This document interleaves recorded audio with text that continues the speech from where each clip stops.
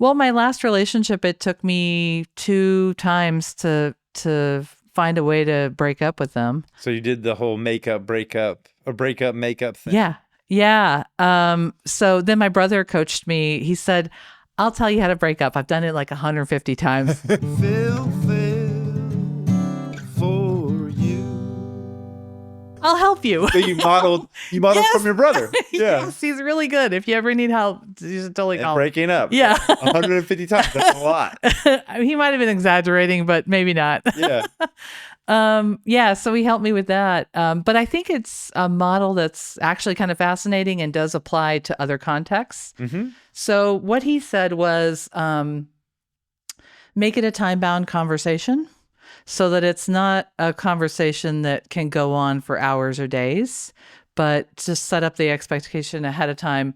I have to leave in 15 minutes. Yeah, this is going to be a X minutes, X minutes conversation. Yeah. 15 minutes, 30 minutes. Yeah. Yeah. And it was a long relationship. So it was like 8 years. So we lived together. So maybe more than 30 minutes. No, it was shorter.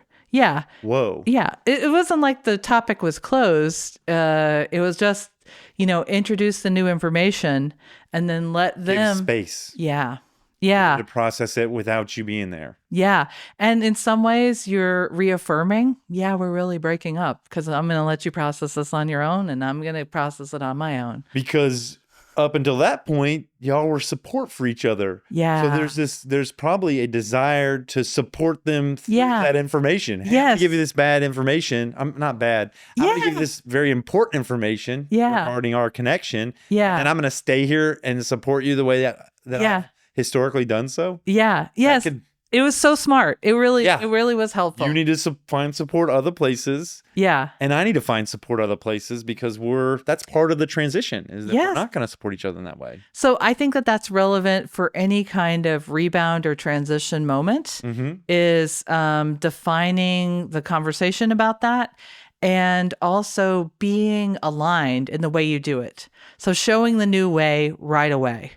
So if what we're going to be is broken up, then we're going to start behaving like that in a kind way as soon as possible.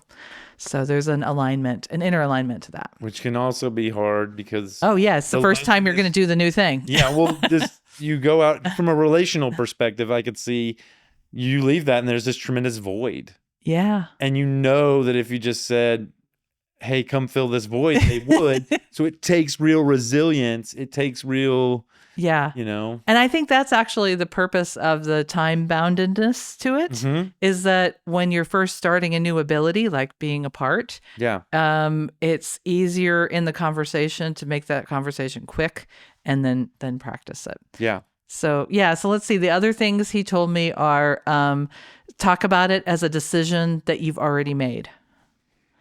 So this is a decision that I've made for myself. Yeah. Not as this is an exploration. Yes. We're not coming up with this together. This isn't a brainstorm. Yeah. Or it's not, I'm not giving feedback and I'd like you to modify your behavior. This is the decision I've made for myself. Yeah. Yeah.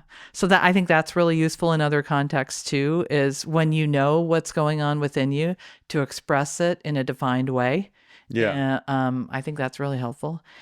And let's see, what else did he say? He said, do a little bit of rehearsal for different answers to the why didn't it work? So the first time through why didn't it work, he said, it's okay to say, I don't know why it didn't work. It just didn't work. And it's okay to have multiple answers to explaining. But if you get really specific behaviorally for why it didn't work, then what it invites is for the other person to start to fix those things. And if you're having a full-on breakup conversation, it's beyond fixing.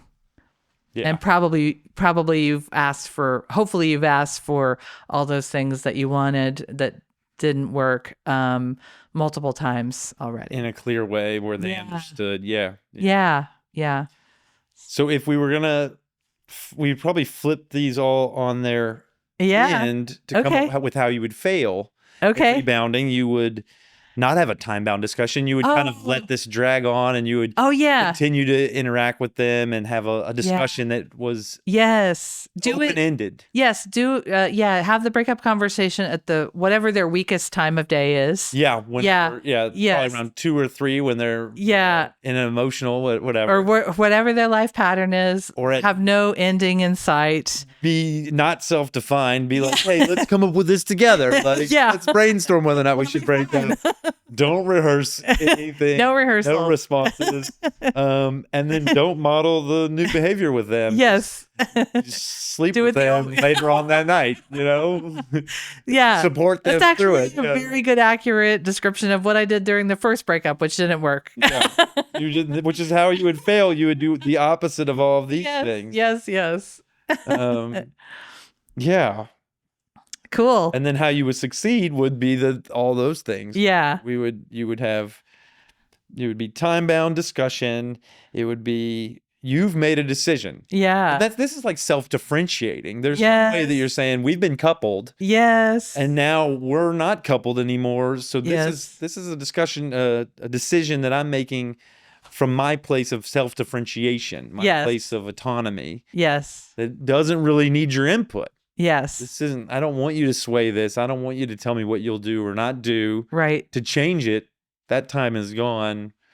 This is final. This is a decision I've made for myself. Rehearse it in the mirror, like a couple different answers. And this works for friends. This would work for anything. It's not just relationships, but I think relationships are probably, cool. Probably important. And then model that new behavior. Call your friend or your community or go to a gym or whatever you need to do to kind of support yourself.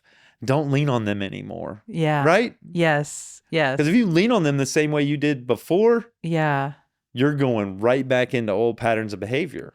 Right on. And it could be a slippery slope to something that you've kind of defined doesn't work. Yeah, you got it. I've had girlfriends that were in makeup breakup for like so many times. It's torturous. It's torturous. Yeah. And I think there's part of that loneliness would be, I would say, well, maybe it'll work this time. Or maybe something's changed. Maybe I can navigate this differently. Being the, when I was growing up, I was the identified patient in the family, which means that of everybody in the family, I went and saw a play therapist, and I went and saw all these things because they felt like if I would change, if I could learn and grow and change, the family would be okay. So I took that lesson into my relationships, into my life as an adult, and I've always thought in relationships with people, oh, if I just changed, this relationship will work. Because that was the messaging I got as a kid, presumably. So I would do, it was always great for me.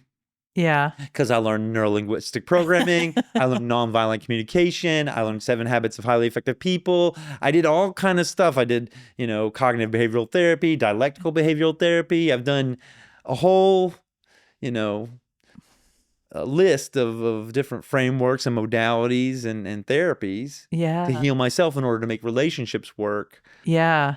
And sometimes I think moving on. You're not going to make a relationship work no matter what you do. It's true. Yeah. And that, our wounds from childhood give us many gifts. And also they are wounds. So when we heal them, the whole thing changes. But it changes for us, not for the relationship. Right. They change for us. And maybe the lesson is go through these and move on. Yeah, sure. Move on. Sure. That's interesting. And that's very aligned with the world, which is the completion point. Yeah. Moving on. Completion. Yeah. And because this is a completion of sorts. Yes. It is. You're kind of you're tying a bow on a time of your life and a relationship. And you're moving on from that. Nice. Because you will have processed all those experiences. And chosen to have different ones. Yeah. Interesting. Cool.